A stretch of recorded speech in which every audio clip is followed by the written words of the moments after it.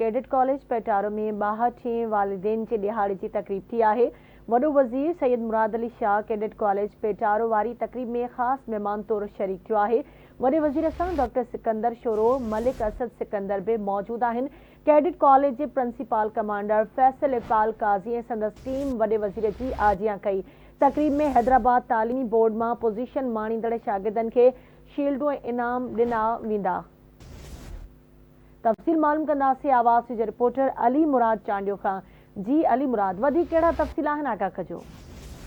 जी बिल्कुल, जामशोर के cadet college Petaro में 62 सालियानो वालिदैन जो दिहाड़ो अॼु मल्हायो पियो वञे। तकरीब में मेहमान ख़ास जो वॾो वज़ीर Syed Murad Ali Shah, MPA doctor Sikandar Shoro, MNA Malik Asad Sikandar, MPA Malik Sikandar समेत जेका बोर्ड ऑफ गवर्नेंस जा मेंबर, फौजी रिटायर्ड ऐं हाज़िर सर्विस अमलदार, सिंध हुकूमत जा ऑफिसर, इलाइक़ा चूंडियल नुमाइंदा तौर कैडेट्स जा वालिदैन वॾे अंग में शरीक आहिनि। मां ॿुधाईंदो हलां तकरीब में कैडेट्स तरफ़ां मेहमाननि खे ख़ासि सलामी ॾिनी वई आहे ऐं वॾे वज़ीर सैयद मुराद अली शाह खे गार्ड ऑफ ऑनर भी पेश कयो वियो आहे।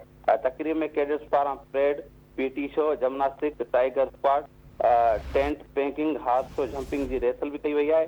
जॾहिं तकरीब में हैदराबाद तालीमी बोर्ड मां पोजीशन माणींदड़ थोड़े मुख़्तलिफ़ शोबनि में निमाया कारकर्दगी ॾेखारींदड़ कैडेट्स खे शील्डूं ऐं इनाम ॾिना पिया वञनि। जी ठीक है, मुझी मेहरबानी अली मुराद अपडेट करण लाइ।